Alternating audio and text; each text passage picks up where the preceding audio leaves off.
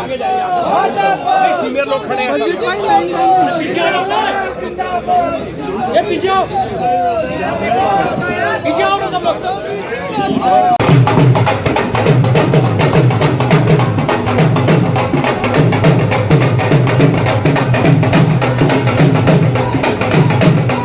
BJP office में नारेबाजी हुई तो कांग्रेस ऑफिस में ढोल बजे। मतदान के बाद भारतीय जनता पार्टी और कांग्रेस दोनों ही अपनी अपनी जीत का दावा कर रहे हैं। नतीजे भले ही 10 मार्च को आएंगे, लेकिन जश्न का सिलसिला पहले ही शुरू हो चुका है। अपने स्तर पर कार्यकर्ताओं का मनोबल बना रहे, इसके लिए बड़े नेता हर मुमकिन कोशिश कर रहे हैं। पुष्कर सिंह धामी को भरोसा है कि एक बार फिर बीजेपी की प्रचंड बहुमत वाली सरकार उत्तराखंड में बनेगी। सभी का मैं धन्यवाद करता हूं। बहुत शांतिपूर्ण तरीके से हमारे यहाँ मतदान हुआ और अच्छा मतदान हुआ है।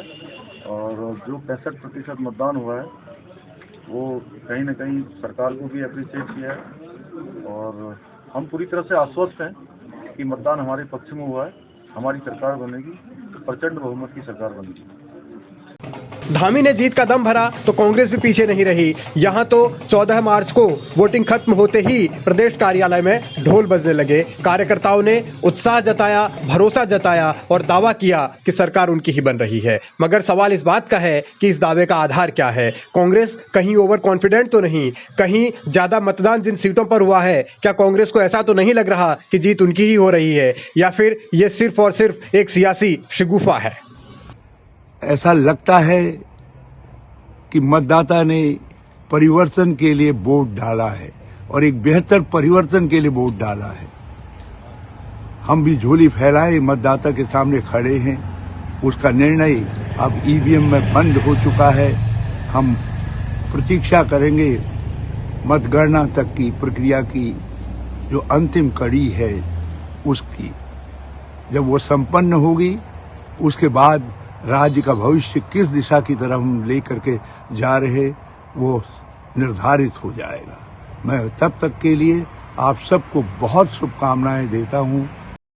अपनी अपनी जीत को लेकर हर कोई दम भर रहा है और यही जताने की कोशिश की जा रही है कि वास्तव में जो जनता मतदान के लिए घरों से बाहर निकली है तो उन्होंने उनके समर्थन में ही वोट किया है। यानी बीजेपी अपने तरीके से तर्क दे रही है तो कांग्रेस के अपने तर्क हैं। लेकिन असल मायनों में जनता ने साथ किसका दिया है, अगले 5 साल के लिए सरकार किसकी बनेगी, और जो वादों की बात हो रही है, दावों की बात हो रही है, वो कौन धरातल पर उतार पाएगा, ये 10 मार्च के बाद पता चलेगा। एक गतिमान समाज के रूप में आपकी बहुत सारी अपेक्षाएं हैं। मैं कांग्रेस पार्टी की तरफ से आपको आश्वस्त करना चाहता हूं। यह हरीश सावत इस बात की गारंटी है कि जो कुछ हमने चुनाव अभियान में आपसे वादे किए हैं हम उनको पूरा करेंगे।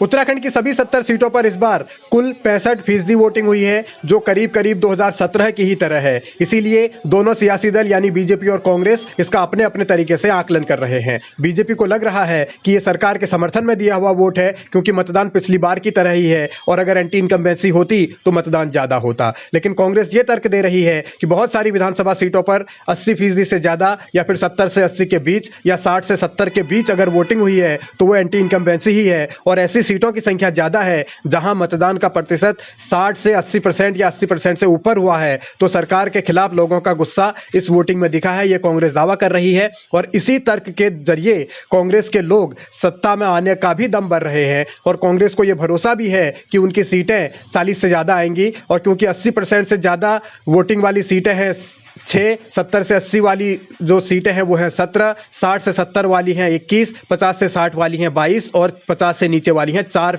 सीटें। तो यहाँ किसके समर्थन में वोटिंग हुई, किसके विपक्ष में वोटिंग हुई, इसी का आकलन किया जा रहा है और इसी के आधार पर दावे भी किए जा रहे हैं। और अमूमन ये जरूर कहा जाता है कि ज़्यादा वोटिंग का मतलब एंटी इनकम्बेंसी होता है। तो इस आधार पर क्या भारतीय जनता पार्टी के खिलाफ लोगों ने वोट किया है, या फिर कांग्रेस को यह भी लग रहा है कि महिलाएं अगर ज़्यादा घरों से बाहर निकली हैं तो कहीं उन्होंने मोदी के नाम पर ही तो वोट नहीं दिया, डर इसी का है।